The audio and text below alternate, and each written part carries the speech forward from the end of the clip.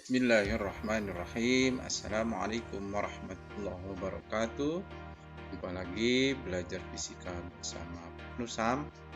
Kali ini tentang getaran harmonik bagian kedua untuk kelas 10. Pada pertemuan pertama kamu sudah melakukan eksperimen ya. Hasilnya sudah terlihat dan hari ini kita akan diskusikan beberapa hal tentang yang pertama tentang konsep getaran harmonik sederhana, kemudian tentang simpangan, tentang kecepatan, tentang percepatan, tentang fase getaran, dan tentang gaya pemulih.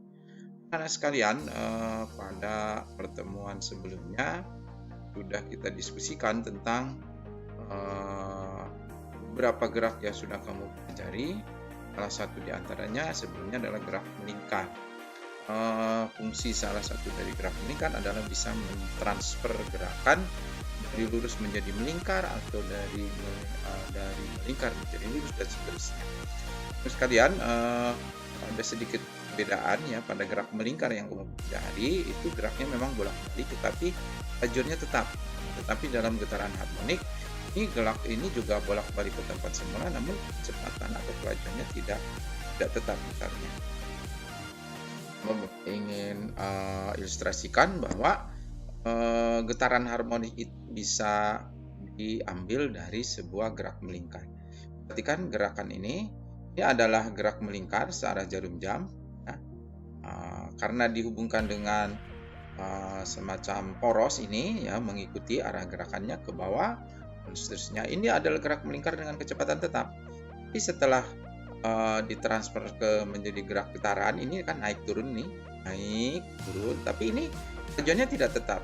Titik tertinggi kelajuannya 0, di titik keseimbangan kelajuannya paling besar, dan di titik ini.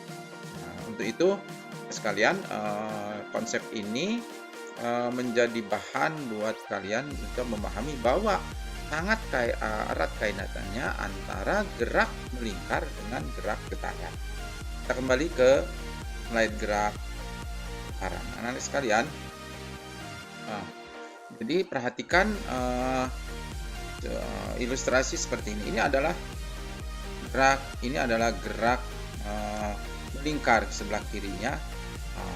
Perlu kalian ingat bahwa dalam gerak melingkar itu ada sudut yang ditempuh sebesar theta, di mana theta ini sama dengan omega kali t. Ini kecepatan sudut. Omega atau kecepatan sudut ini jadi yang pertama di konsep ini. Yang kedua adalah kecepatan sudut. Kecepatan itu adalah bergantung pada periode atau frekuensinya 2πf gitu. Kemudian kamu juga sudah belajar tentang gerak melingkar itu tentang kecepatan. Kecepatan adalah omega kali r, dan yang keempat tentang percepatan AS ya, omega kuadrat kali r. Anak-anak sekalian, pada ilustrasi ini adalah gerak melingkar yang arahnya berlawanan jarum jam. Kalau ini diproyeksikan dengan menggunakan cahaya lampu yang terang, titik yang bergerak berputar ini itu akan mempunyai bayangan ya, kalau ini adalah titik O, ini adalah titik O aksen. Nah, yang O ini mulai berputar, ini mulai bergetar. Kalau ini titik E dan ini titik aksen, maka gerakan yang melingkar pada sini bukan gerakan tapi lurus bergetar ya. Nah, tadi sudah dijelaskan bahwa kecepatannya berubah. Nah, yang kita ingin ada sini. Ini adalah titik keseimbangan. Nah, titik keseimbangan. Ya. Ini gerak getaran ini naik turun melewati titik keseimbangan. Ketika di luar titik keseimbangan, maka posisinya menyimpang. Nah, simpangan itu dinyatakan dengan Y. Y adalah simpangan. Simpangan ya. Nah, coba kita perhatikan. Jadi, kalau di sini R, maka di sini Y. Nah, R adalah Y. Nah, ketika di titik sini, ini juga R. Nah, di sini, ini juga Y, tapi Y-nya sama dengan A, atau disebut Y maksimum.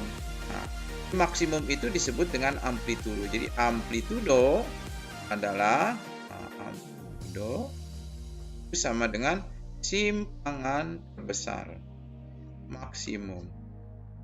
Nah, pada saat di titik-titik ini, simpangan maksimum, maka akan didapatkan bahwa R itu sama dengan amplitudo, ya, ketika diproyeksikan. Nah, sekalian, bantuan segitiga ini akan mengarahkan kepada kita bahwa pada gerak melingkar itu adalah sin theta itu sama dengan Y per R, sehingga Y-nya sama dengan R sin theta. Nah, mari kita transfer ke gerak getaran. Di gerak getaran akan menjadi Y sama dengan, karena R-nya sama dengan A, menjadi A sin theta. Kemudian kalau kita gunakan ini semua, maka akan menjadi Y sama dengan A sin, tanya adalah omega kali T, atau Y sama dengan A sin, omega bisa kita kali 2 pi per T kali T, dan yang terakhir bisa menjadi Y sama dengan A sin 2 pi F kali T. Jadi begitu banyak yang bisa kita dapatkan dari konsep gerak melingkar diproyeksikan ke dalam gerak getaran, sehingga dihatapkan persamaan simpangan Y sama dengan A sin theta, tetanya omega kali T, atau omeganya diganti 2 pi per T. Nah, ini dikenal dengan simpangan getaran, ya. Oke, kita lanjutkan. Bagaimana tentang kecepatan? Ya. Tentang kecepatan, nah, sekalian, pada gerak melingkar tadi sudah kita singgung bahwa kecepatan getaran gerak melingkar, di sini gerak melingkar, ya. Ini gerak melingkar. Di sini getaran, ya, kita transferkan, ya. Yang ini nih, yang getaran. Jadi pada gerak melingkar kita sudah pahami E sama dengan omega kali R. Nah, ingat bahwa R itu sama dengan A, kan gitu, ya, sama dengan amplitudo. Sekarang pada saat di titik keseimbangan ini titik O aksen, ini O, kecepatannya ke sana, ini sama dengan omega kali R. Di sini kecepatannya juga sama, omega kali A. Tapi pada saat mencapai titik E di sini, nah, di titik E, ini P aksen, kecepatannya berkurang, pendek. Padahal kecepatan ini tetap omega kali R. Nah, sekarang apa hubungannya? Hubungannya adalah ini sin theta, ini tegak lurus, ini kita akan katakan sama dengan adalah 90 dikulang theta, kemudian ini 90 derajat, maka ini jadi menjadi theta. Dari gambar ini akan kita dapatkan bahwa P yang ini kita transformasikan, ini sama dengan omega kali R, yang ini VY, ini theta, maka VY sama dengan P kali cos theta. Mari kita perhatikan dari sini, maka kecepatan getaran, nah, kita dapatkan getaran akan sama dengan VY sama dengan V kali cos theta. Bisa selanjutnya bisa kita kembangkan ke sini. P-nya adalah omega kali A. Nah, cos theta kalau lihat dari sini, ini kan Y, ya kan? Ini adalah R, dan ini akar dari R kuadrat dikurang Y kuadrat. Maka cos theta bisa menjadi akar, ya, R kuadrat dikurang Y kuadrat dibagi A. Ini bisa dicoret. Sehingga VY itu sama dengan omega kali akar, akarnya adalah A, di A kuadrat dikurang Y kuadrat. Nah, di sisi lain, kamu juga bisa turunkan PY sama dengan P atau omega kali A kali cos, ya. Omeganya kita ganti 2 pi per T kali T dan seterusnya, ya. Jadi ini kecepatan getaran. Jadi kecepatan getaran itu kalau Y-nya makin besar, maka A kuadrat dikurang Y makin kecil.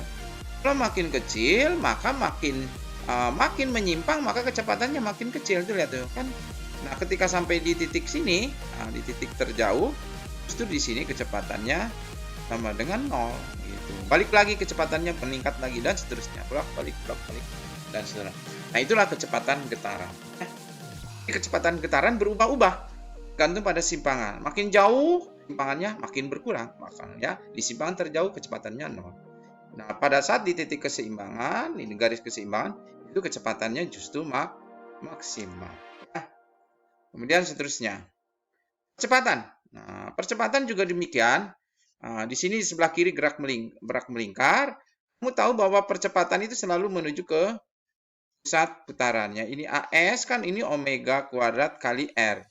Nah, kalau R-nya sama dengan A, maka kecepatannya, nah di sini percepatannya tidak ada proyeksinya. Jadi bisa dikatakan bahwa di sini AY-nya 0. Nah, kemudian ketika ini bergerak ke sana, ini AS-nya ke sini. AY-nya proyeksinya ke sini. Jadi kalau ini theta, kemudian di titik ini justru kecepatannya paling besar. Sini percepatannya paling besar. Jadi AY-nya besar sekali. Nah, kita dengan bantuan segitiga, ya segitiga ini kan theta. Jadi pindah ke sini theta. Maka AY sama dengan AS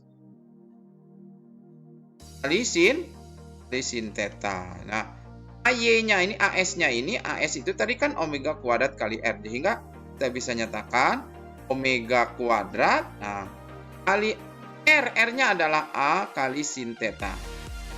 Secara matematis seperti ini, tetapi secara fisik ini harus kita kondisikan. Karena apa? Lihat, perhatikan di sini bahwa sin theta ya dari sini, sin theta dari sini. Ini kan tadi kan Y, ini kan R ya. Nah, di sini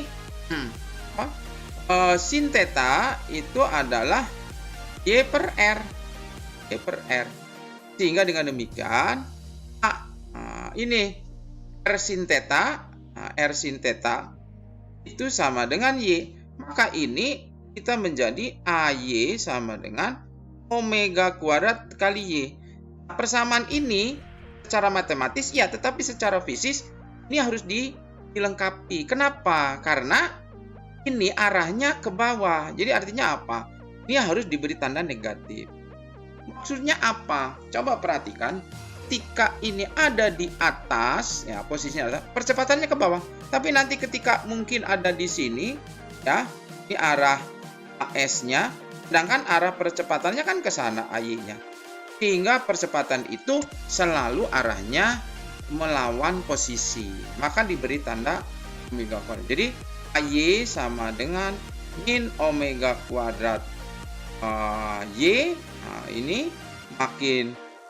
makin jauh dari getaran pusat titik keseimbangan, maka percepatannya akan semakin besar. Di titik keseimbangan Y-nya 0, di sini percepatannya 0. Oke, selanjutnya